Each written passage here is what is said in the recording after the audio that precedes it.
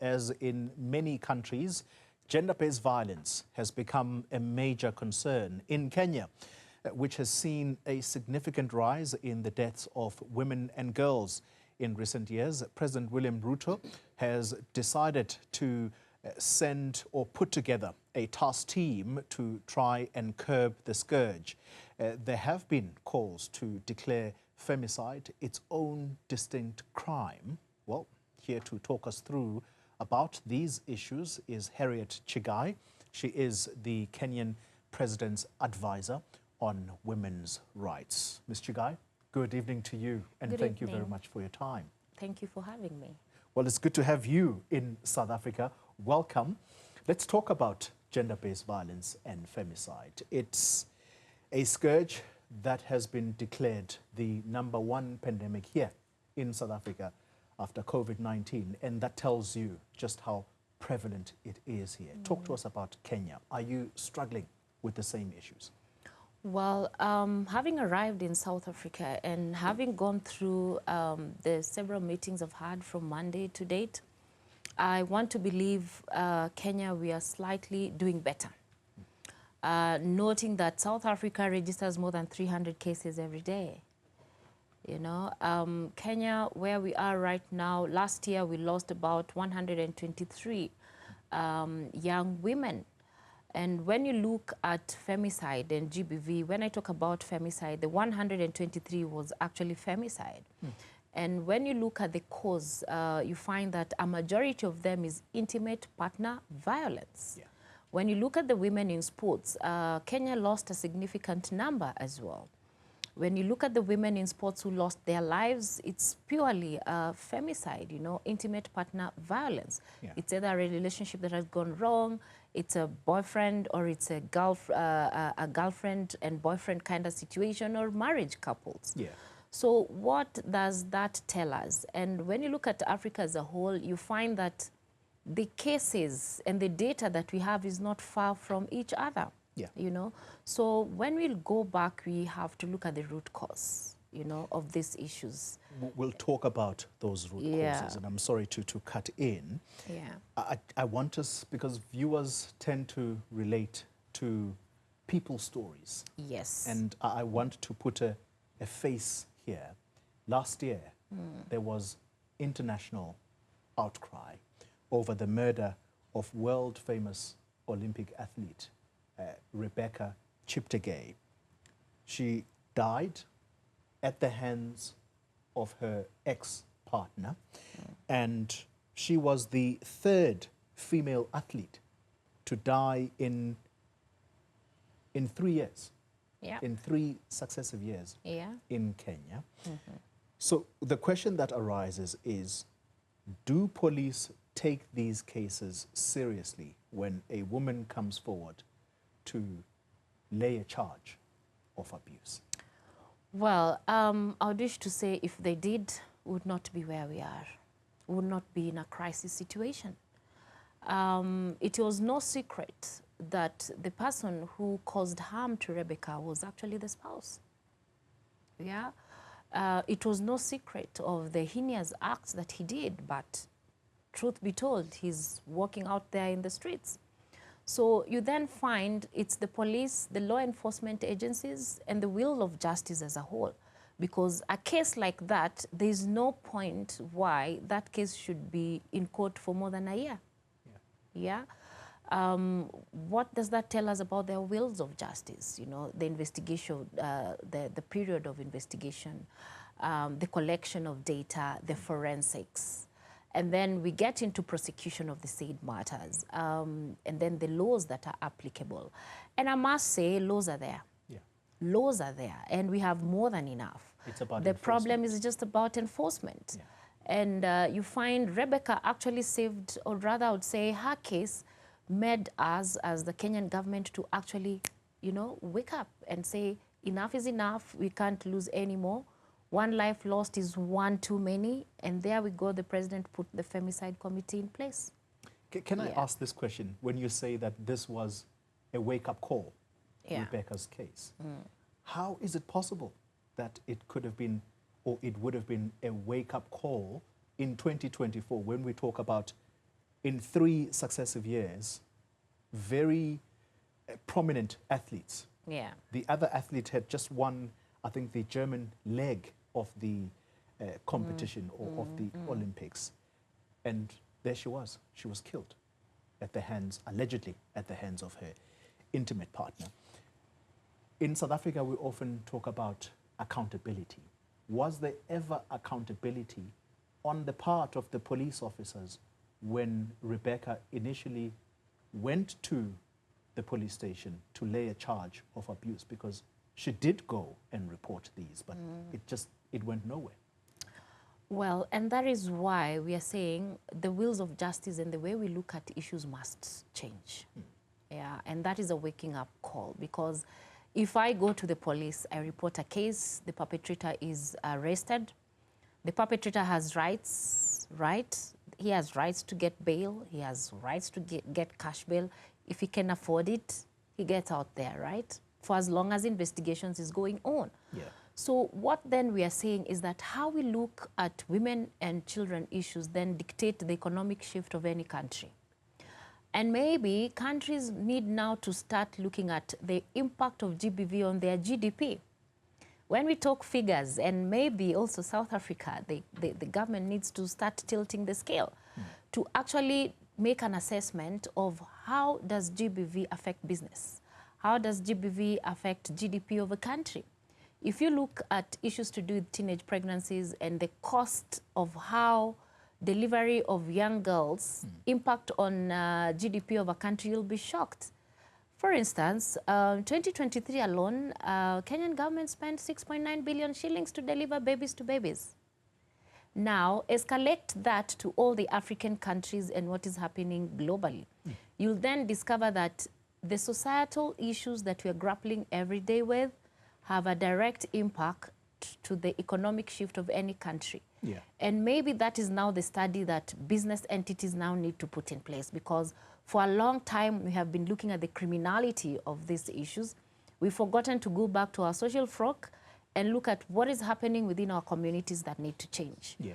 What is happening within our social economic paradigm shift that actually needs to change? What is happening within our cultures? Are there cultures that we actually need to retweak and ask ourselves, where are we leaving our men counterpart? Where are we leaving the boy child? This conversation, where are the men? Because men are fathers of girls, you know? So it only pinches hard if it happens closer home, you know? For perpetrators, in most cases, who are men when it comes to the women folk, and because that is the data that we have, we then need to understand what are the causes of these issues. Why do we have an influx? Why do we hate women so much? You know, why? Yet women are supposed to be loved. Love a woman, you get everything you want, you know? Like, really, women are supposed to be warm, nurturing, you know? Yes. But we have made the society so cruel, not only to the women and children as well. Can I pick up on 2 points that you make? Yeah. You talk about cultures that need to shift, and you talk about data.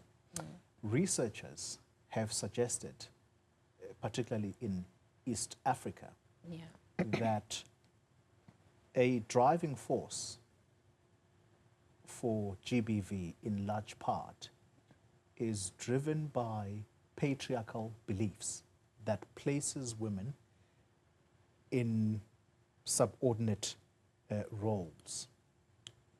Does the Kenyan government concur with this view? And does that then become, does violence become normalized as some kind of control or as a way of controlling women? Yeah.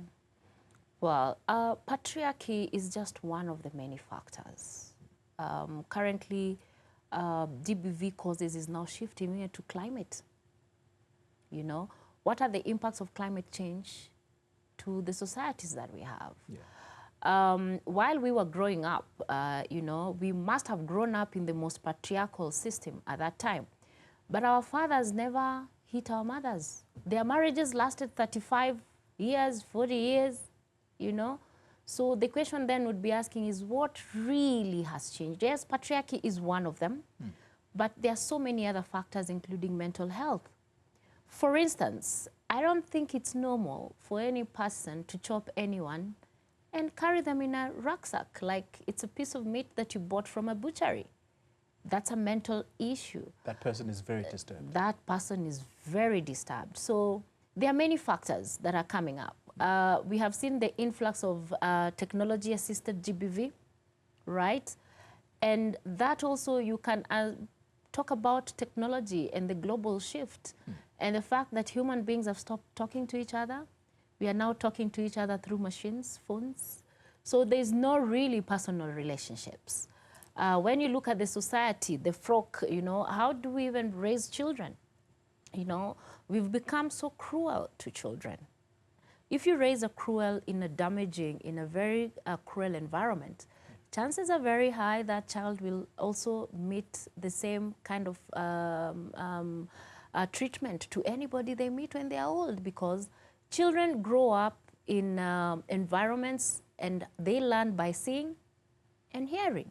So how we grown-ups also operate within children and how we handle children really matters, because children tend to mirror their parents or the society where they grow. Yeah. So if you're within an environment where it's too cruel to a child, only the strong children survive that environment. So that then tells me culture, how we also make young men to become men also matters, because that shift also, when you look at some cultures, they're very cruel to the boy child. So then the question is, how do you bend a young man to become a man? So how do men make young boys to become men? So you then find that in most cases, my male friends would tell me there are two things a young man wants to be, either to be like the father or not to be like the father. So you have to choose parenting skills. Where do we put our children, you know? It's the same thing. Young girls will always want to mirror their mothers. Yes. If your mother wear high heels, they'll come home and want to wear their mother's shoes. It's because of how they see their moms strutting their heels and walking around, you know. How you receive your women when they come home is the same way your young men will receive their wives when they're of age, you know. Final question. Many things. Yeah. Yeah. Final question. And again, this goes back to research. Do you believe that the more women become financially independent from men, this makes them somehow vulnerable to intimate partner violence? And if your answer is yes, what is the solution to that? Very briefly. Well, personally, let me say as a lawyer, I'll say yes or no. Because we must have both arguments. Yeah. Yes, and if it's yes, then where did we leave the boys, you know, or the young men, or now the men? Did we prepare the men to actually meet the educated woman, the strong-willed women, or rather the financially stable women? And I'll go back and say it's our cultural values, really, you know, because if you look at any man who has a woman who's able to be industrialized, the home, then why can't you create a balance? I think marriages were not supposed to be competitive. When you get married, you're supposed to complement each other. Yeah. You're also supposed to know that you have strengths and weaknesses that your other partner needs to complement, and vice versa. Yeah. So if you're lucky to actually meet a woman who's very aggressive, is a go-getter, can get things done, use that. Make her do the heavy lifting. When she comes home, you pamper her. Your woman will be very happy, because that woman, all they need is support back home. Yeah. So when then it becomes a power play between the woman and the man, then conflict comes in. Conflict arises. But on the other side, I would say it shouldn't be. I don't believe that should be, because a person like me, when I was growing up, I would leave boarding school, I go home, and my father would say, there's no one at home. Because according to him, my mother was not home. Truth be told, there were many people at home. But the fact that mom is not at home, according to him, there was nobody who will make for you the best chicken, the best rice, because mommy is not at home. And I think we need to go back, you know. The older generation need to come back and mold the society so that we have a more friendly kind of society. When we were growing up, nobody would hurt a child. Your mother's friend will find you on the road, and they will stop and find out why you're on the road alone, and even walk you home. Now you find a child walking on the road alone, the first thing will be to torment, kick, steal that child, go and punish that child, go rape it, you know. We've become so cruel. So this issue of GBV stems from a very, very intimate societal close relationships. And it doesn't take the government to solve issues to do with GBV, because by the time governments come, it's too late. Yeah. It's too late because somebody is already hurt. So as a society, you know, the church has to step in, you know. Why do we go to church? Where is the social cycle systems where men would just have good men clubs and, you know, fashion the design of how they want to live in a society? So is the women. And then how do we raise our children? So you can see it's a 360-degree review of how we interact, even in the places of work. Why is it so hard to just be nice to each other? Like walk in and say, you know what, have a cup of tea. Can I serve you tea or coffee today? So we have stopped being the Africans we have been for a long time. We have become, we are actually borrowing a lot, which is actually harming our society. Harriette Chiggai, let me thank you very much for your time, and Thank you. I hope you have a wonderful stay in South Africa. I intend to have a fantastic Thanks indeed for your time.